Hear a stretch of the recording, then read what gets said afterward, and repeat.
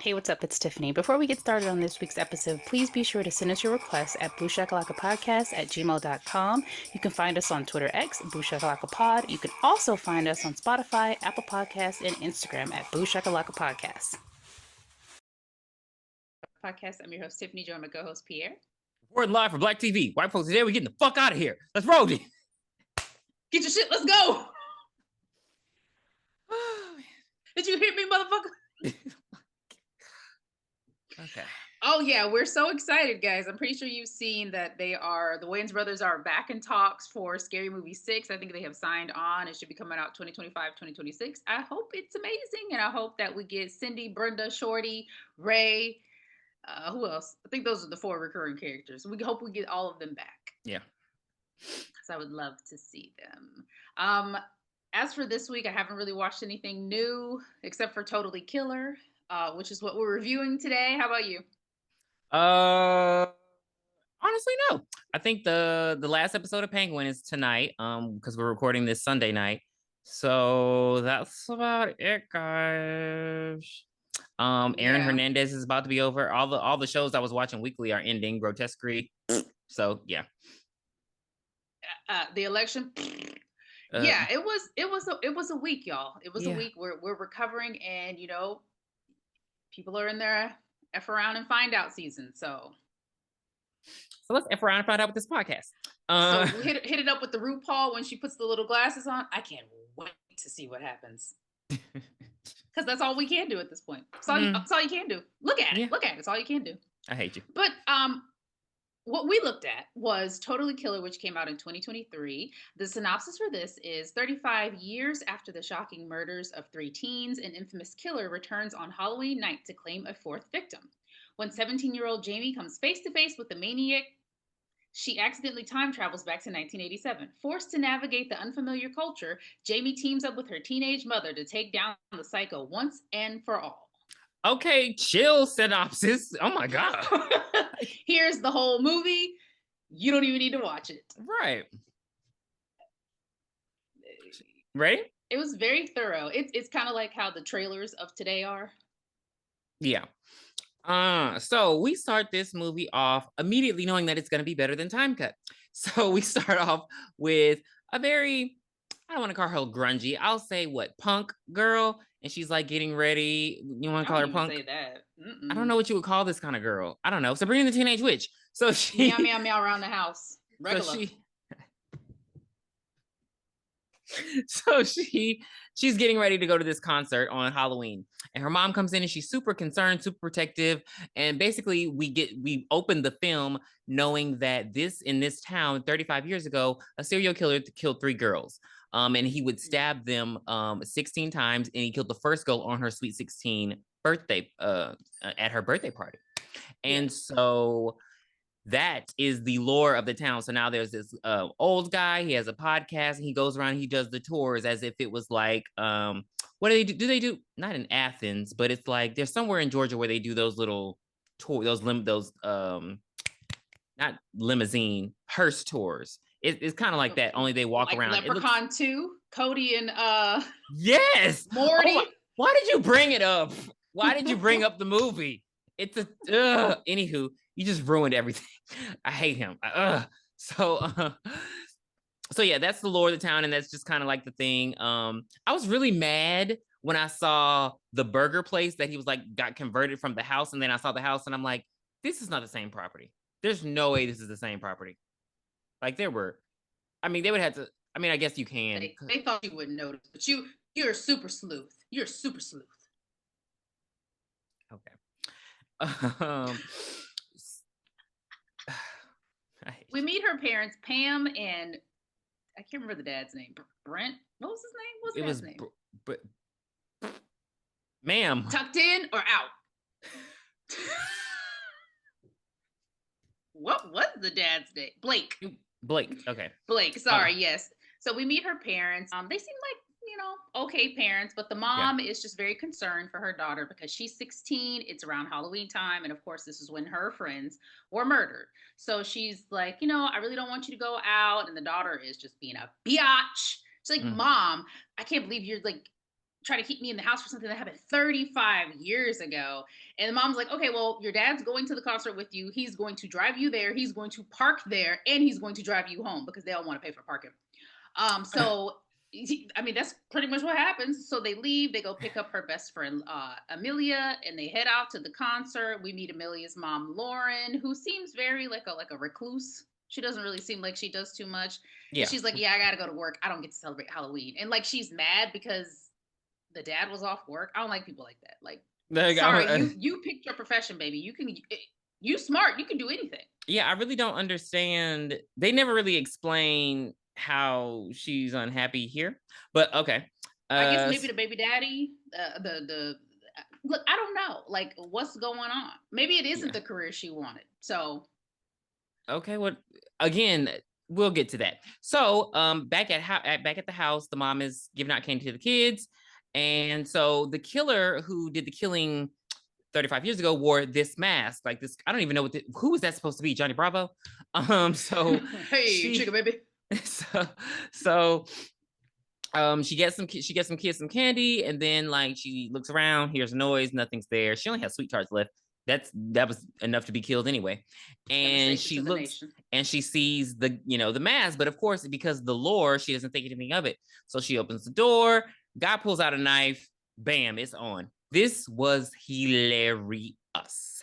So he thinks it's gonna be a quick kill, baby. She's turned him into all kinds of jujitsu, and she flips him over and knocks him out. She got guns hidden in like the wall and shit. I was like, oh my god.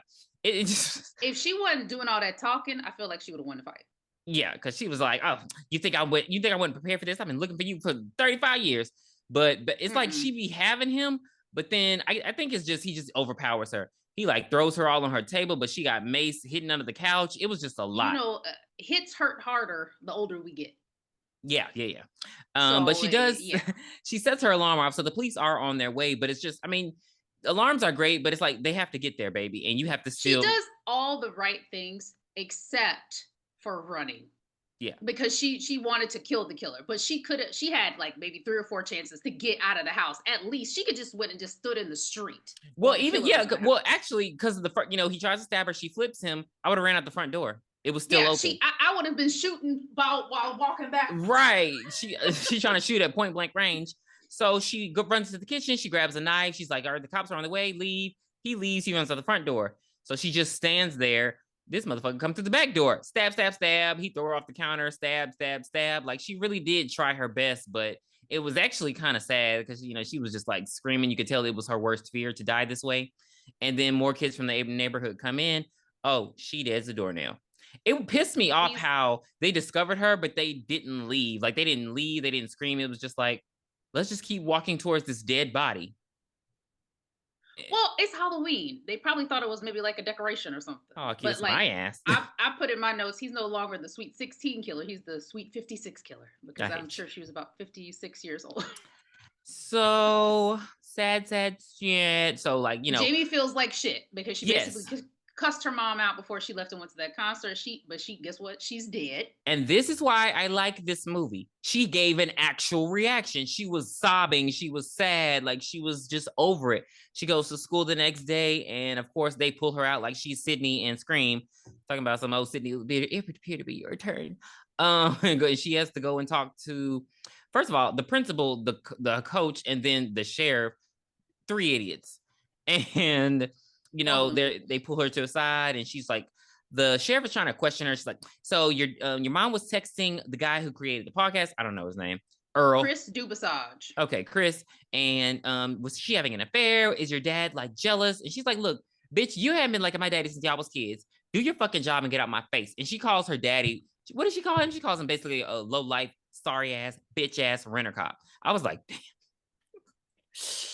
She tore her apart, didn't give a fuck. Like, but again, this is like how reality would work. I'm grieving. I don't have time. And you questioning me about my dad being a suspect. Like, girl, my dad was with me. Like, he had to, it was a bit much to put on her. And the fact that she even went to school. I mean, I guess we don't know.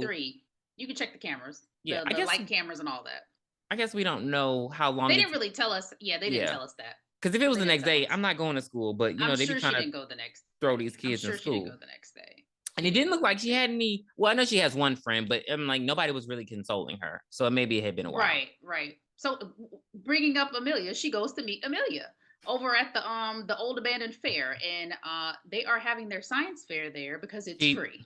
Like, what kind of ghetto shit is this? That is ghetto. That pissed me What off. happened to having it in the gym? Yeah, I'm like, why do y'all have to go to a separate location? Like, yeah, just a bit. Because at the Raggedy Fair, what if it rains and ruins some kid's project? It didn't make much sense to me. No. And so her friend Amelia is like a super smart nerd. I love that she was a black girl, dark-skinned black girl at that. And she is creating a time machine. But she doesn't want anyone to know she's creating a time machine just in case it doesn't work because she doesn't want people to think she's crazy. You know, it made sense while she was talking. And she was using, and she got the idea to make it from her mom's old notebook that she found when her mom was a teen. So she's like, okay, I basically want to fulfill my mother's dreams because obviously she ain't fucking do it. So yeah, she's creating the time machine in a photo booth, but it's not working. Something's on the fritz. It's missing something. She can't think of what it is. And she also admits that, they noticed that the date on the time machine is set to 10/27/87, and Jamie asked why, and she was like, well, I figure if we can go back in time, we can stop all of the murders, and then your mom wouldn't have had to die. She really was her friend. Yeah. Because I would have been like, girl, I'm going back, and I'm about to go sleep with Jeff Bezos.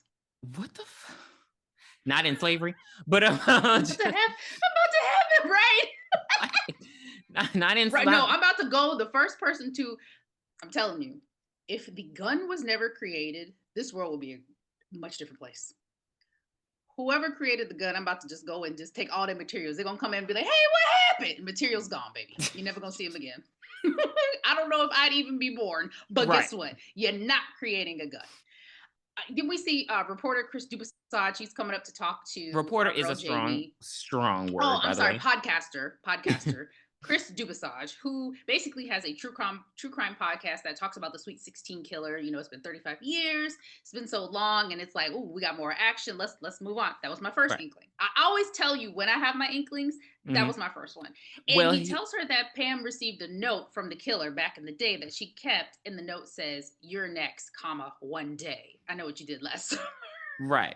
And we also need to talk about how Chris is a fucking loser. So his dad is an actual reporter, and he's up for winning the Pulitzer. Like, he's actually covering like a hurricane right now.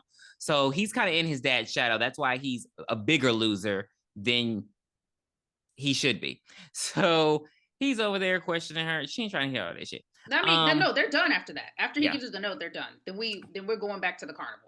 We're going to the carnival, and it happens really fast. I like we get straight to the motion. Don't She has Amelia meet her at the carnival, and she's like, "Hey, I want to go back in time. I need to save my mom. There was this note." Killer right behind her. Right, Killer was right. Finish talking. Yeah, so Killer starts swinging on her, and he's only chasing her. Like, her friend Amelia is screaming for help, but he not after her. He after the other girl. Why should he call 911? Because they have cell phones. See, don't piss me off. So she runs. And help.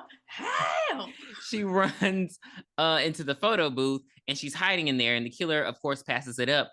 This motherfucker hits a button. Why are we hitting buttons inside of the photo booth? I think she accidentally leaned on it. We don't have time for accidents. You should have been lean back. And lean back. Stiff as a board. And he hears it. He come in, stab. Like, he don't waste any time trying to kill this girl. But of course, her mom made her take self-defense classes. She gave her pepper spray, a rape alarm. So she's kind of ready for this kind of thing, just like her mom. So she kicks him, she fights him off a little bit. He ends up stabbing the console of the photo booth. And wham, she kicks him out. And it made me mad when she closed the curtain, like, he knows where you are. And so she gets... boom, time travel to the date that her friend put in. And now she's in 1987, not 2003. So there's actual clothing differences. Oh, but you know what?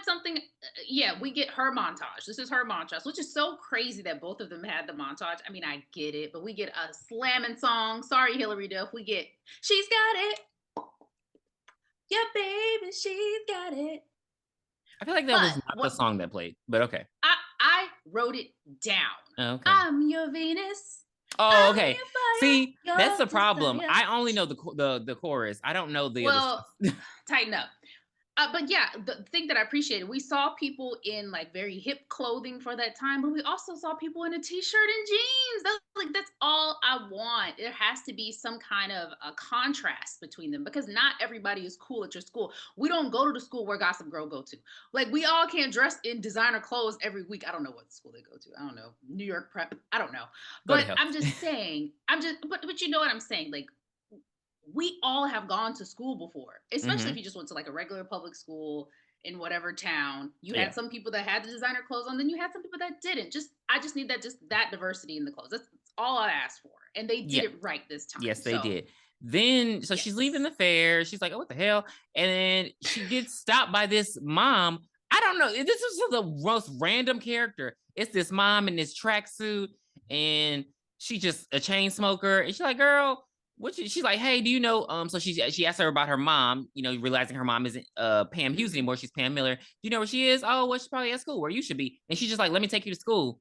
And I'm like, and she, I mean, rightfully so. She's like, "Girl, you could be a killer." And she's like, "Girl, what? We ain't got no."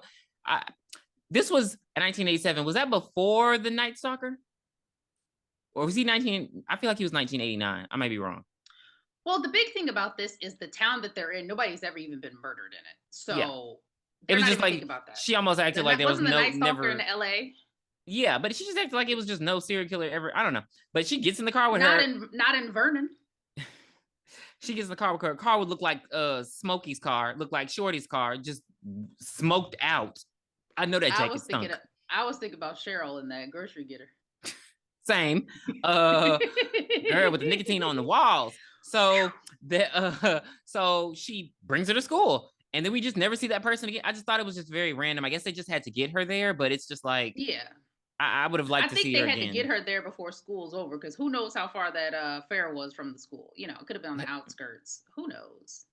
But that's what a But science fair is. this is the she gets in the school, she goes to the guidance counselor. She's like, "Hello, my name is Jamie Dubasan, and I am an exchange student from Canada.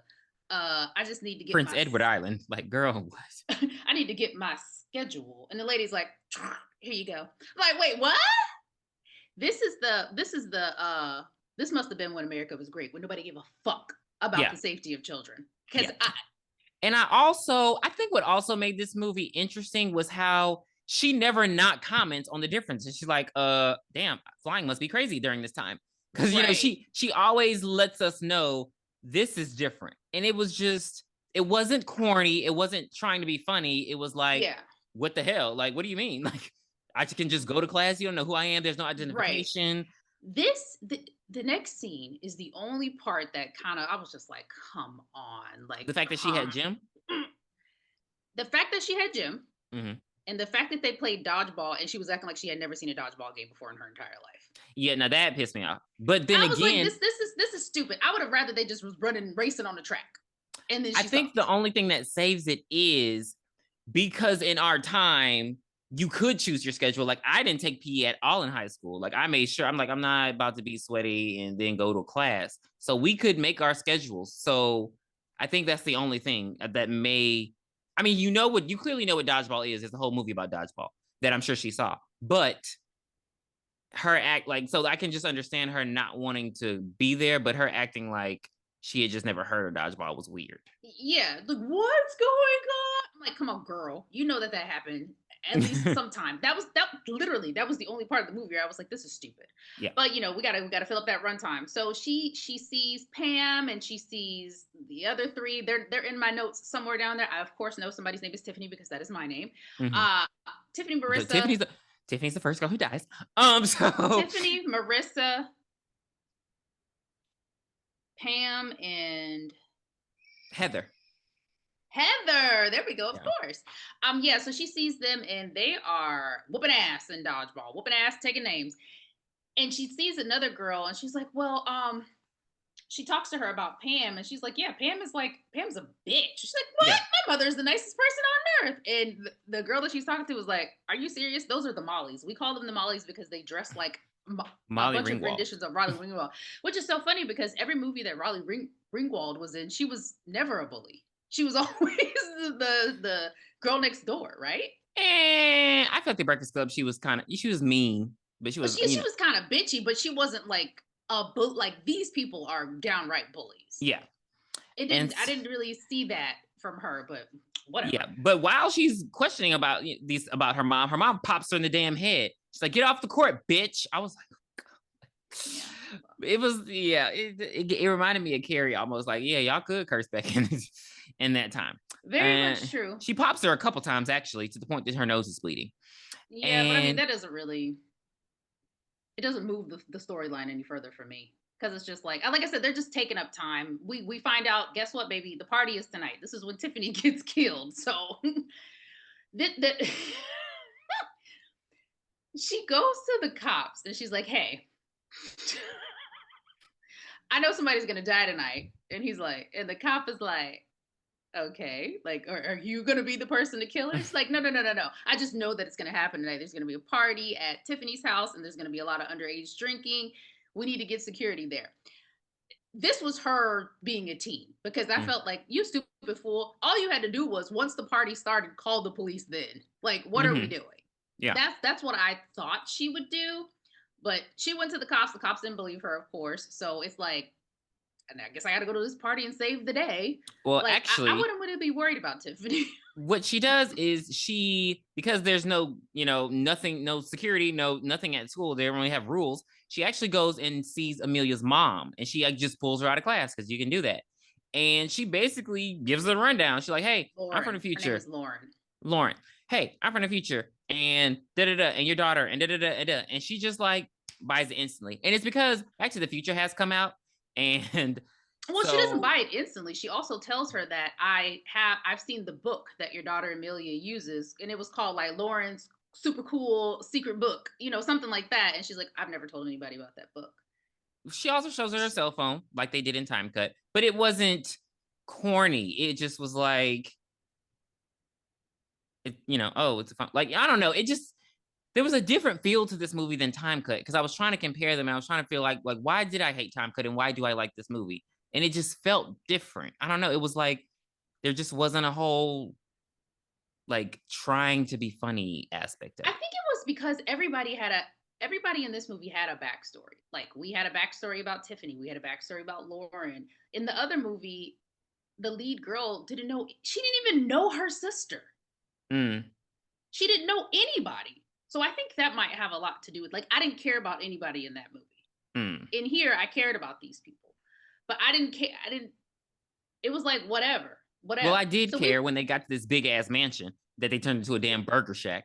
Oh, well, at the next scene, we go back and we're back to the future at this point, and everybody thinks that Jamie has been kidnapped or something, because Amelia let them know that the killer was chasing her, and then now she's nowhere to be found. They don't know where she is. She tells everybody, the sheriff, her dad Blake, and Chris Dubasage, that she created a time machine. Bam, we got our suspects. I knew it right then and there. Like, you're giving all the information out. You don't know these people. That pissed me off. I was like, whoa. I knew the killer was one of these three people. Period. Period. So I trust me. And we get to the party. In this part, they go to the door. So it's, I think her name is Kara. No, I'm sorry. It's Lauren, Jamie, and Doug. Doug is the guy that they met at the school. Doug is a black guy. You said the mom's name was Lauren. I hate you. I'm sorry. Get on the Wikipedia mom's name and is Lauren. Names. The mom's name is who? You just said Lauren was at the door. Because we're back in the past when the three of them try to get into the party. But she's not. They're not at the door. I thought you were talking about the three bullies at the door. No. Jamie, Doug, and Lauren go to the front door of Tiffany's house trying to get into her party to try to save her from, well, the girls know that they're trying to that they might be about to die, but not Doug. And who is Doug? So the black guy that they meet in their classroom. You didn't explain that to the people. So we see the other only black guy in the fucking movie. He was cute. Opens the door and he said, only one black allowed. So he does not let Doug in. Doug is also dressed in high waters, pissing me off.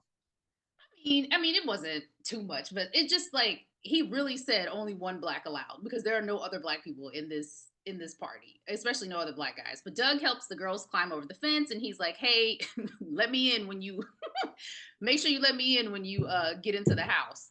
And Jamie gets into the party. Unwanted touch, And unwanted touch. I love that part. Because he's yeah, like unwanted human. this was another part that I was like, come on, girl. Come on, writers. Don't do this. A hot guy jumps out of the pool and Jamie's like, oh, wait, who was that? It's her dad. Like you would have. I know what my dad looked like when he was a teenager. Mm-hmm. Yeah, we're not doing this. Yeah, just because I never met him as a teenager, especially because they had her in college. He didn't change. He did not. No, they got a baby picture of them cradling her, and the dad, the mom got her arm on the dad's shoulders. Don't do this. Don't do this. Like, okay, so that might have been the only other time. Like this is where points are deducted. Right. At this point. And Blake is dating Tiffany. And they are hot and heavy. Mm. And then, okay, so they're in the kitchen and they're all chatting and she's basically trying to, what is she trying to do? She's trying to tell them in so many words, we got to keep Tiffany out of the basement because she knows, because obviously she's from the future and she's listening to Chris Dubasage podcast. She knows where the girls were found murdered. So the garage. So she wants to keep Tiffany out of the garage. They're not buying it. They try to get her kicked out again. No, they do kick her out. And the guy burps in her fucking face. That was gross.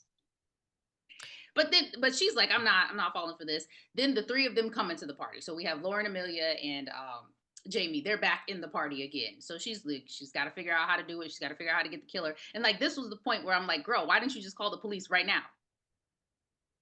But she doesn't. No. Because, there's still like an hour left in this movie. So we gotta kill some people. So Tiffany and Blake break up.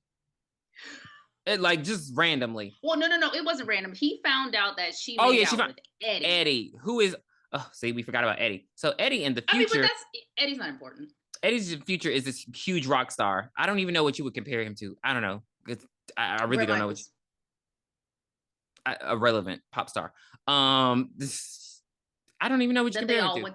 That they went to school with. So Jamie's parents went to school with him, and she's a big fan of his. She's a big fan that's the concert she was going to on Halloween night. And so that's what happened. He found out she made out with Eddie. And so she's like, oh, you made out with Eddie, the rock star? And she's like, oh, he's going to be a rock star? So Tiffany goes upstairs to her parents' room with Eddie to make out with Eddie. And to have sex with Eddie. And because they have a waterbed. I hate this whole sex in my parents' bed trope. It's gross.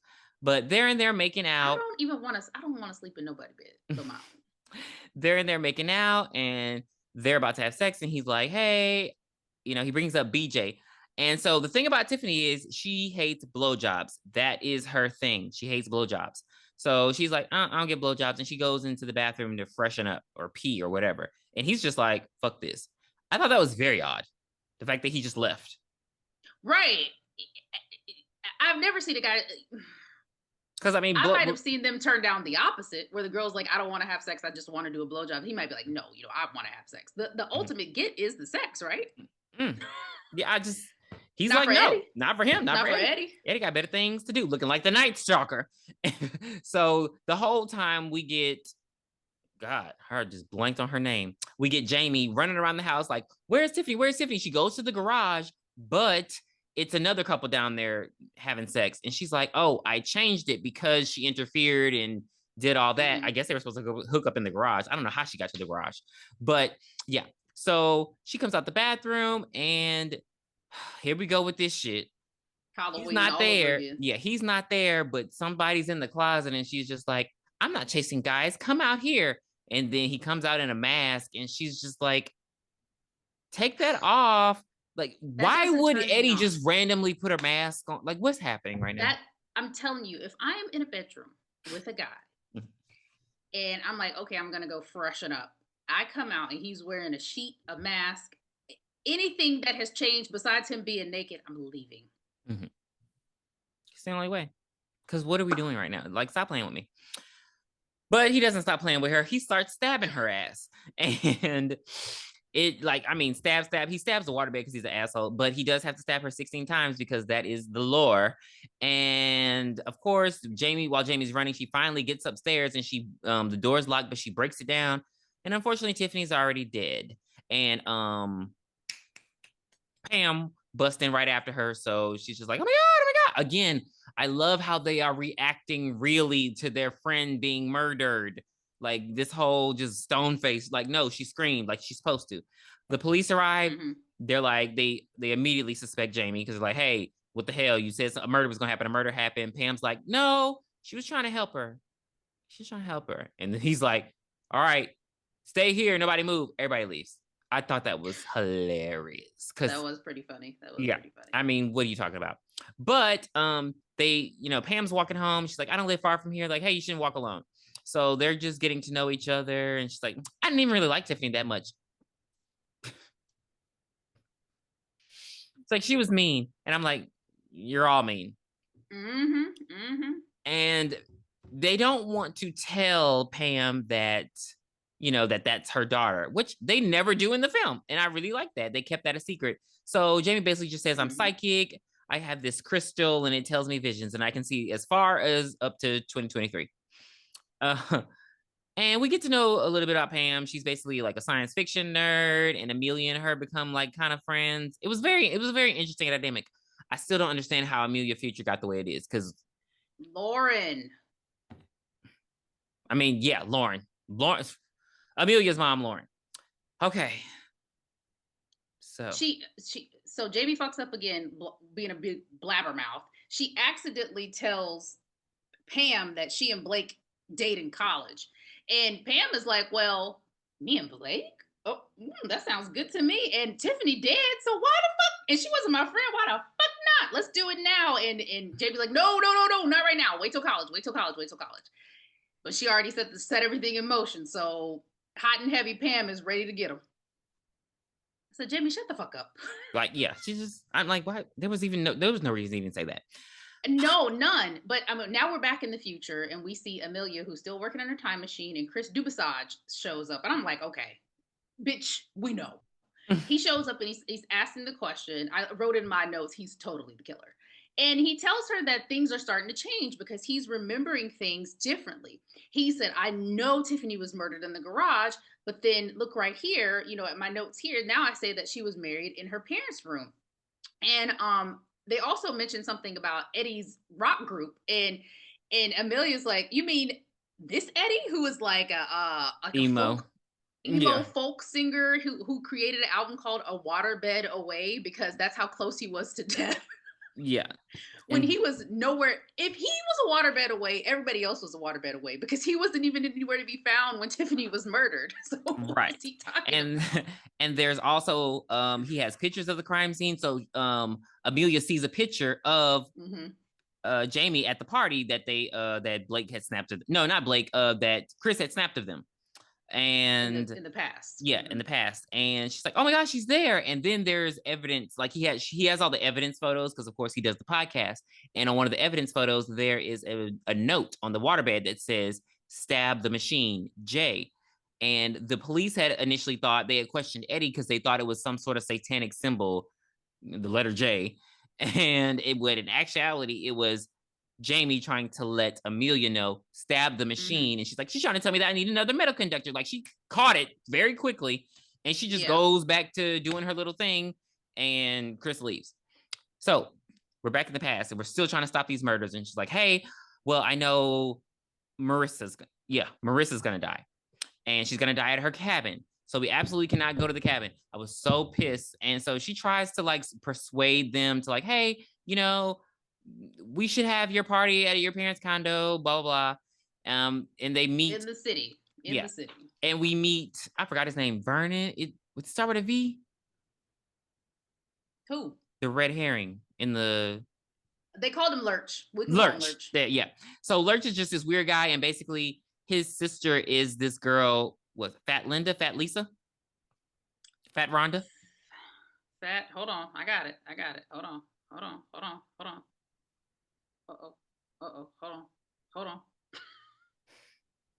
I'm about to just call her Fat Tina. I don't know. It was either Fat Tina, Fat Lisa, Fat Linda. That's my. Okay. One of the two. Big girl. So yeah. And so basically, she was his sister and she had died. And so he has Fat Trish. Not Fat Trish. So Fat Trish. And that's his sister who died. She died in a car wreck. And ever since then, he just had this like bad temper. So he gets in a lot of fights. But it's very interesting they say that because he didn't look like he was whooping ass, but apparently he can whip a little ass. Whooping ass and taking names.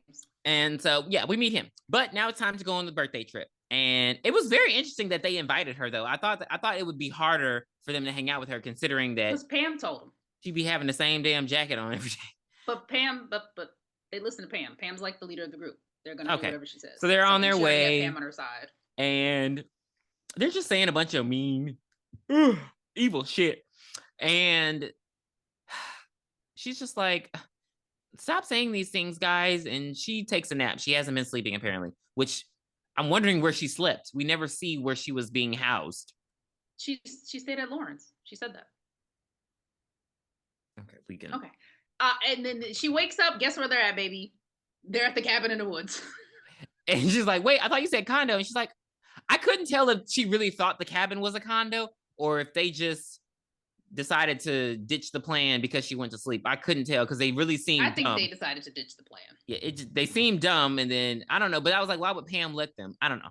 And then a truck is coming. She's like, it's a killer. No, it's Blake and the other idiot who bought weed brownies.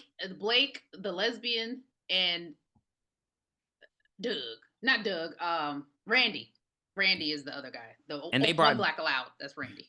Vodka and weed brownies.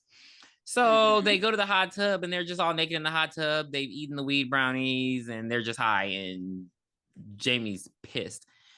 And she's like, hey guys, we need to go inside. So she convinces them all to go inside, except I don't think Kara goes inside. I think she just stays outside. But I don't recall why.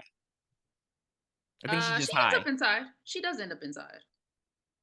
I feel like that doesn't make sense. But anywho, yeah, I'm not sure, but she tells them there's pizza inside, so everybody goes and runs in the house. And then they lock her, and then Randy locks her out, and so she spends the whole night trying to get into the house. So everyone like splits apart. So Pam and Blake go off and hook up. Yeah, and then Marissa is by herself mixing cocktails terribly, and Heather just goes to sleep.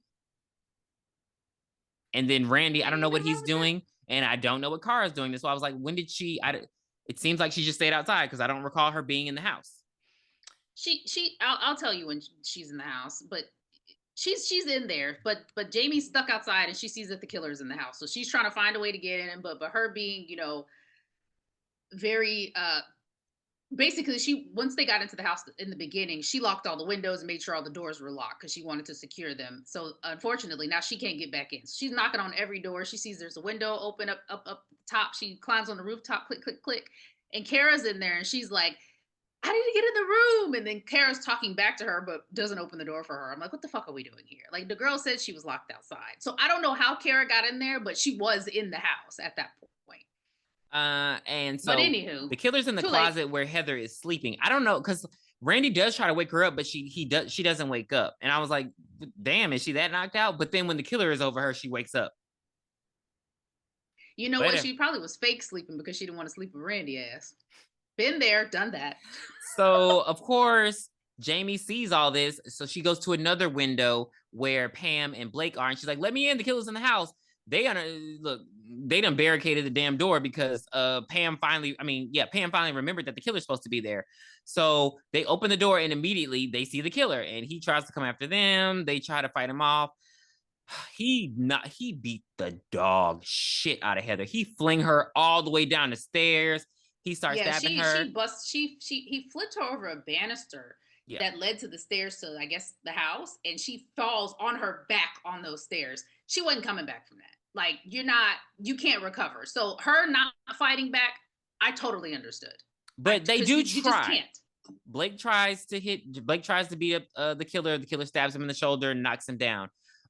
Here comes Jamie. Jamie been trying to whip his ass all day. Here come Pam. He beat Pam head again. I was like, damn, you are angry. So Pam is knocked the fuck out. There's ass whipping.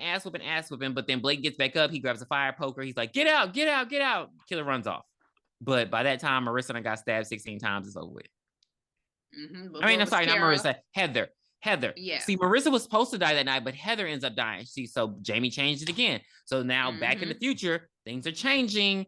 And it's just like, girl. Everybody, everybody's starting to suspect each other. All of the kids are starting to suspect each other at this Well, point. actually, Blake suspects Kara because she was the one who wasn't there. But of course her dad's the sheriff, and she's like, "Daddy, I didn't do it." She runs But off. neither was Randy. Yeah, I don't know where Randy was, but they don't question him though. I think he got knocked out. They only question Kara, and she runs off, and her dad's just like, "Calm down, baby." So I think that's where the fracture between her and Blake are, and that's why she doesn't like him in the future. But so now look, everybody Jamie basically comes clean, and Pam comes clean, and she's like, "Look, she's psychic. She knew you were gonna die," and she's like, "I was gonna die." And so they come up with a plan, and they're like, "Okay, we got to get this motherfucker." Also, so in order for the time machine to work, it needs Wi-Fi. So Lauren and Jamie figure out that, they're in the past. Obviously, it's 1987. There is no Wi-Fi for her cell phone to work, and also her battery is steadily dying. So what they need is, when they figured her phone gets service when the news van is broadcasting. So they're like, a large amount of power. Yeah. So they need a large amount of power, and they need a Wi-Fi signal. So they're like, "Oh, well, we can do this at the carnival." So basically, they need to get to the carnival because they need the Wi-Fi signal, and it's kind of just a chance to catch killer. But like I said, Lauren's mom is like, "Look, see." So Amelia's mom, Lauren, is like, "Girl, you can either go home or you can stop the killer. You can't do both, because if your phone dies and we don't have this Wi-Fi signal, you're not going home." So they come up with a plan to catch the killer, and they're basically going to use Marissa as bait, and she's just going to walk through the haunted house like she usually does to go give someone a blowjob. That was crazy. We did get the red herring of Lurch out of the way as well, because we do want to talk about that since we did mention him.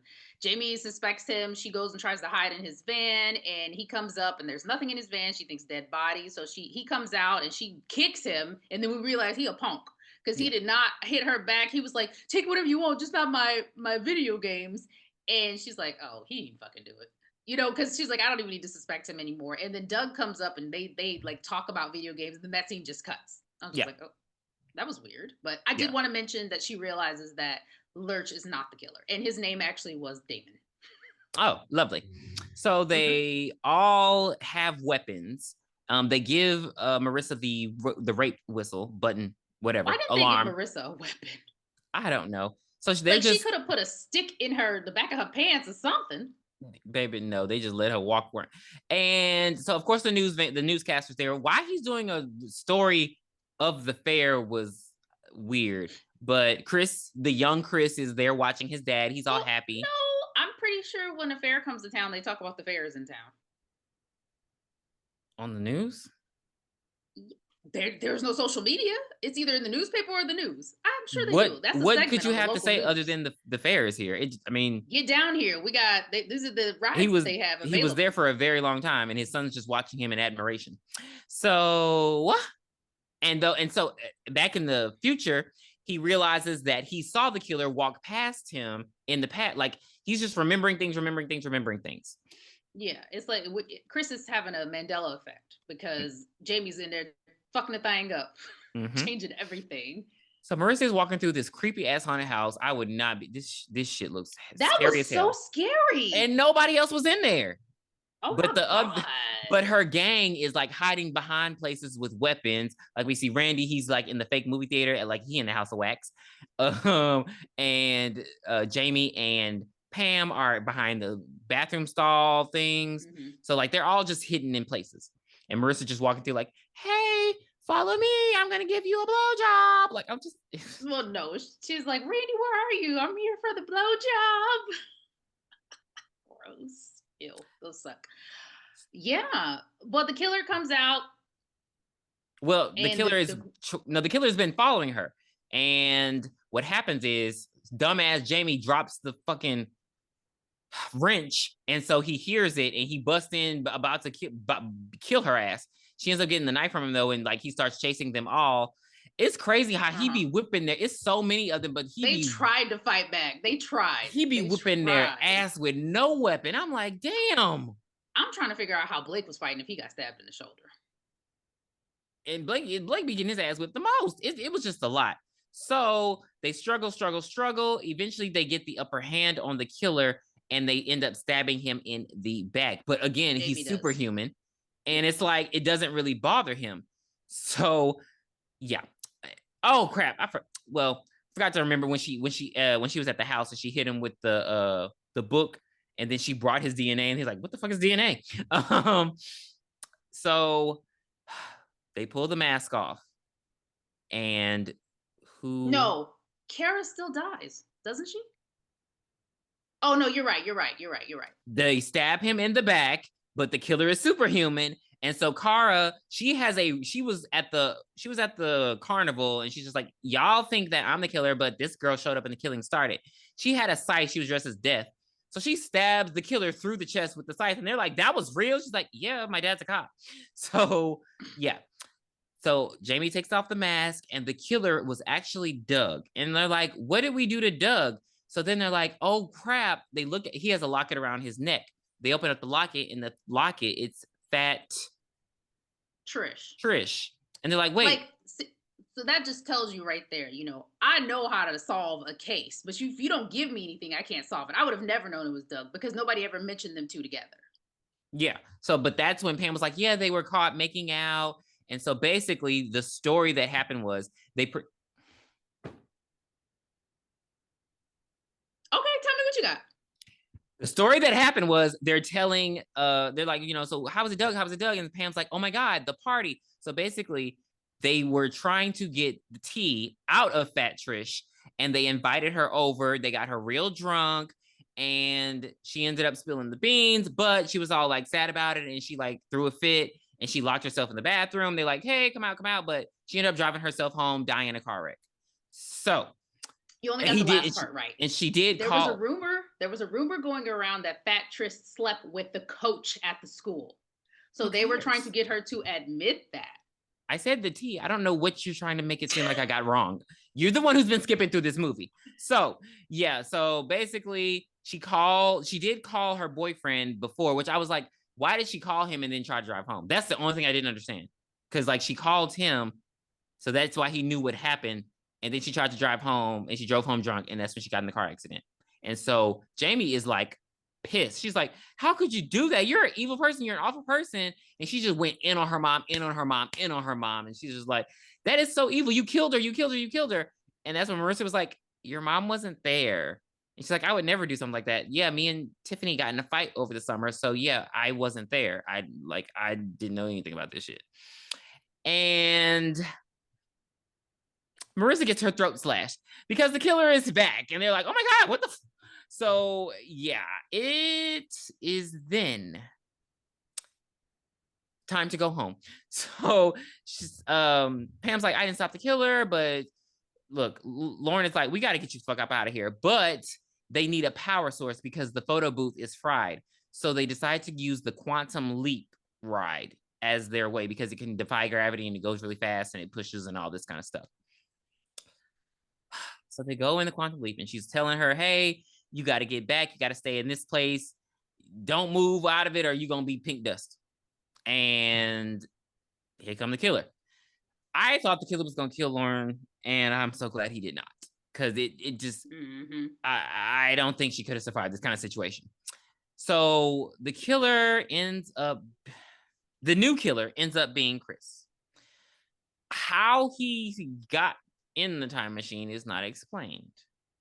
So we flip back before Lauren runs in to go grab Jamie and say, we got to go home. We flip to the future, and we see that Amelia has been knocked out, and because she fixed the time machine. She lets Chris know that she fixed the time machine earlier, and then she's been knocked out because she realizes she needs the other metal to conduct it.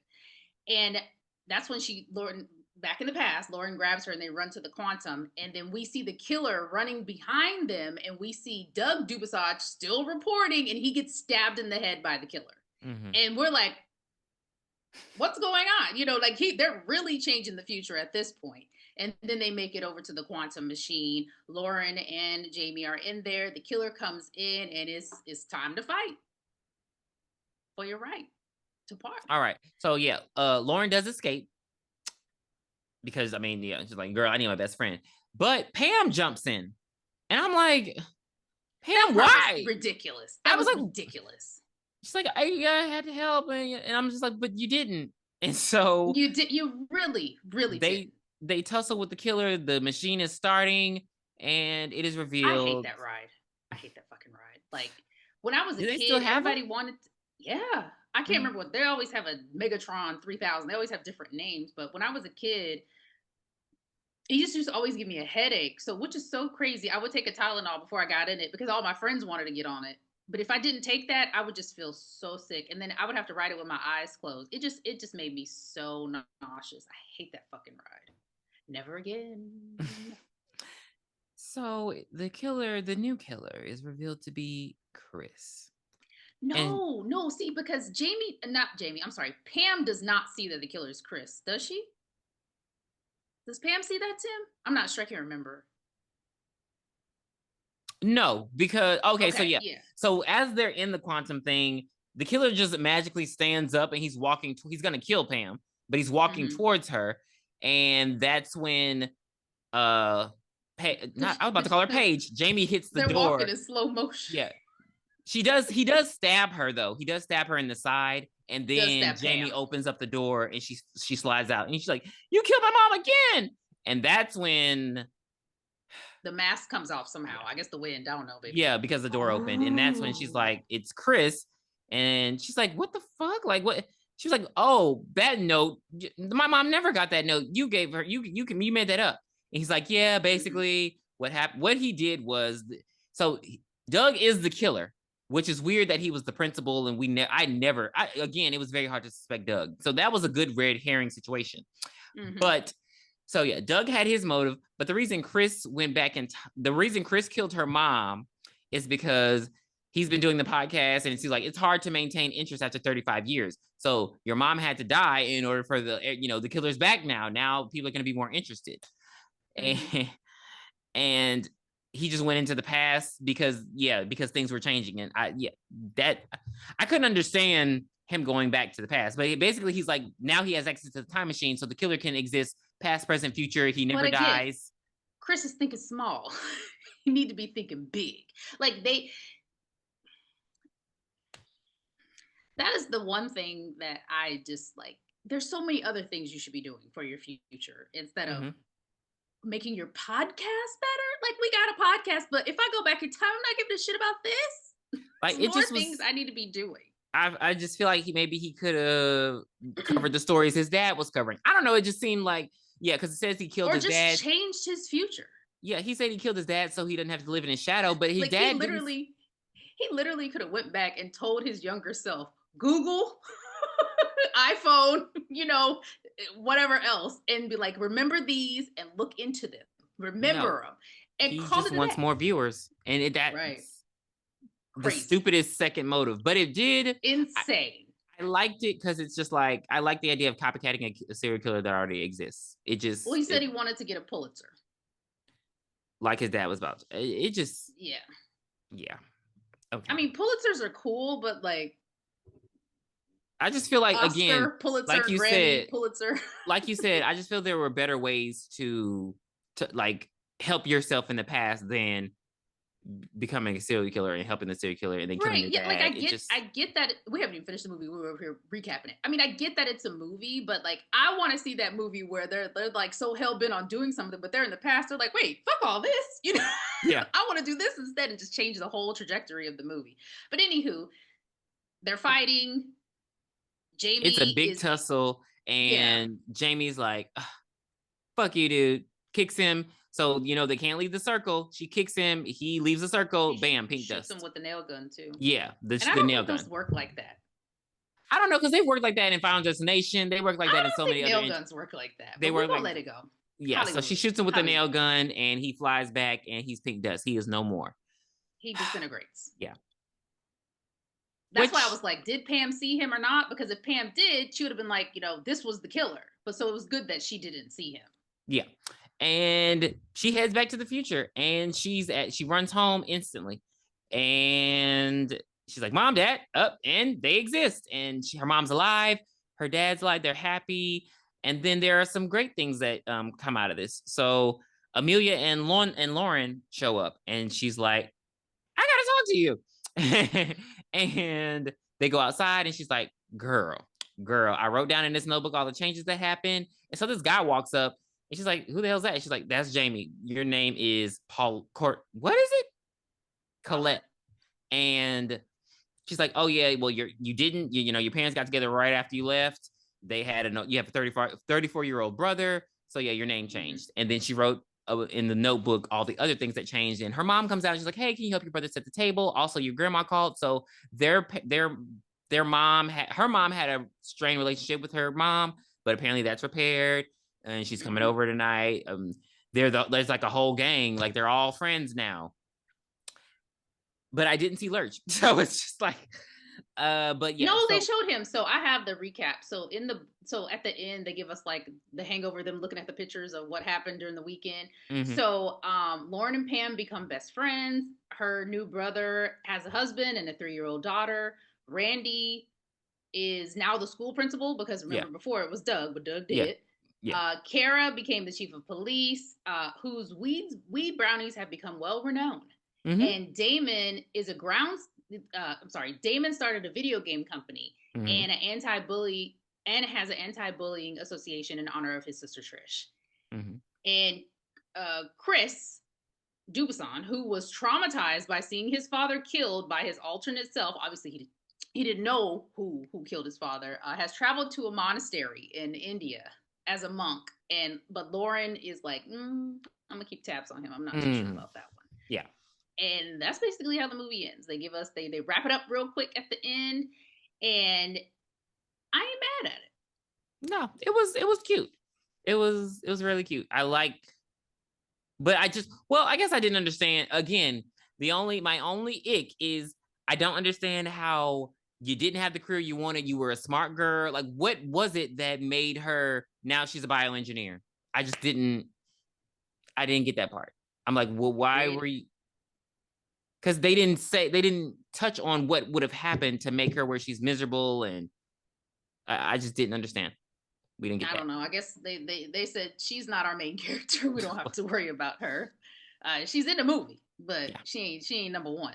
Right. But yeah, so that was 2023's Totally Killer, which is crazy to think that Time Cut was filmed before this. Like I said, somebody on the production set of Time Cut said this movie sucks, and then they got fired, and they went over and said, okay, well, I'm taking it back to 87, where shit really matters. Because ain't nobody think about 2003. Yeah, I don't. And there were funny parts, but it wasn't. I don't know. I can't put my finger on why it was better. I just feel like it wasn't trying to be on the nose. It let the jokes be the jokes. Like, again, we cared about the characters. I think they did a disservice of her not knowing anybody in the past. I can't remember what her character's name was. It was Lucy and Summer. Lucy and Summer. Yeah, like we didn't give a shit about either one of them. Only person I cared about was Dolores. Well, I think it was also they weren't forcing their biracial ass agenda. But in 1987, they were pushing that damn interracial relationship shit because I was like, now, what do all these black people do? Like, what is this dark-skinned black girl doing with this white man at this fair?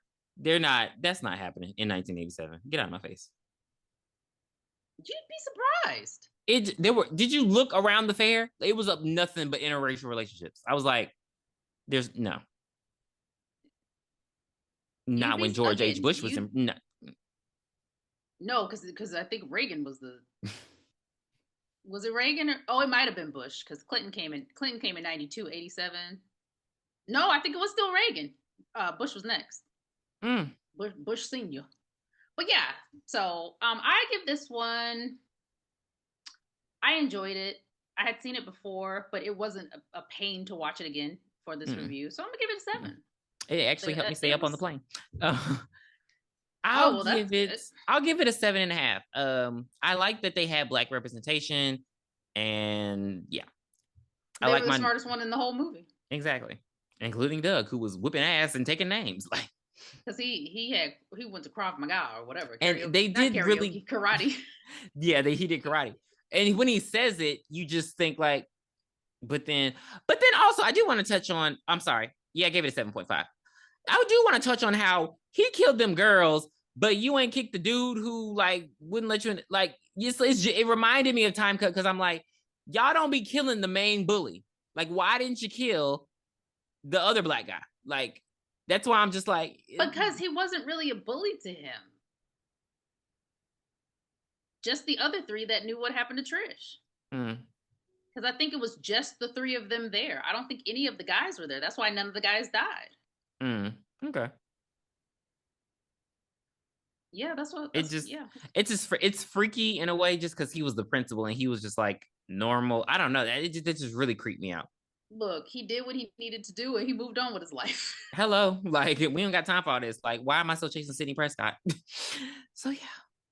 Right. Why are they still chasing Sidney Prescott? Thinking small, but you need to be thinking big. All right, so guys, that'll do it for 2023's Totally Killer. Please be sure to catch up with us next week when we review The Lost Boys with our special guest, Jay. I know you guys have missed him. And he's been going through a lot. I don't know. I'm just going to let you know. I'm just going to let you know, Pierre, to be prepared because I think he's bringing the heat. And I hope he does bring his heat. I hope he brings his vagina. I hope he brings his hole. I hope Jay brings everything he has. So yeah, straight out of rehab. We're gonna welcome Jay with open arms and we're gonna give him a second chance because everybody deserves to be rehabilitated, guys. So be nice to Jay when he comes back and make sure your comments are very kind to him and his hole. Jesus Christ. Goodbye. Where did you hide it, Dan?